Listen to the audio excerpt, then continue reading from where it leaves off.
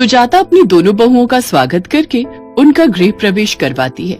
सुजाता की बड़ी बहू अंजलि शहर की मॉडर्न और अमीर बहू थी, जो कि अपने साथ खूब सारा दहेज लाई थी।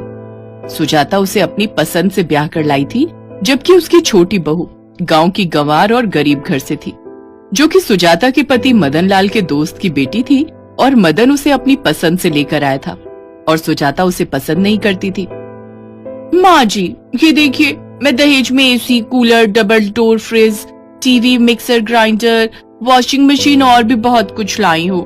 लेकिन गांव की देवरानी जी, तुम बताओ, तुम क्या लेकर आई हो?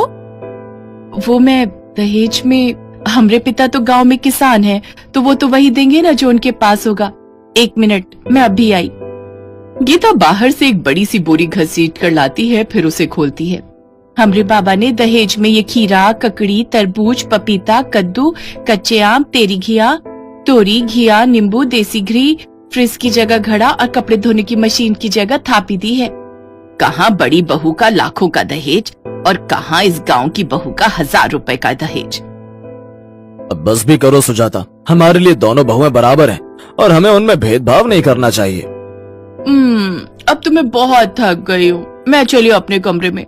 माँ जी, मेरा कमरा कहाँ है? और अमन, तुम मेरे दहेज का सारा सामान मेरे रूम में रखवा दो। अच्छा ठीक है। दोनों बहुएं अपने अपने कमरे में चली जाती हैं। फिर अगले दिन नाश्ते में अपनी पहली रसोई में वो दोनों हलवा बनाती हैं, जहाँ शहर की बहू का हलवा कच्चा और खास नहीं होता, तो वहीं गांव की गीता अच्छे से सूजी भूनकर स्वादिष्ट हलवा बनाती है, जिसमें वो अपने पिता का दिया हुआ देसी घी डालती है। वाह, क्या स्वाद है इस हलवे में। इस गांव के घी ने तो कमाल कर दिया भाई। ये देख अंजलि जल भुन जाती है। फिर शाम को जब मदन लाल बाहर से लौटता है तो वो पूरी तरह पसीने से भीग चुका था।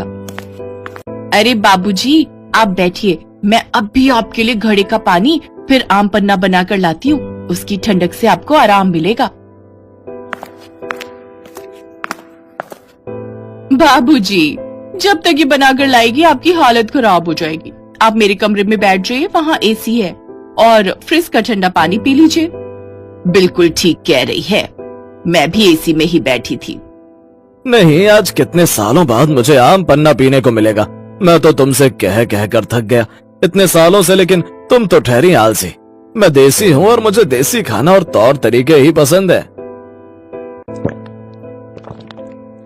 रात के खाने में गीता सबके लिए कद्दू की सब्जी, घी का रायता और सलाद में पपीता, तरबूज और ककड़ी खीरा काटती है, जिसमें हरा नमक सिलबट्टे पर पीस कर उसमें डालती है और सबको खाने के लिए बुलाती है।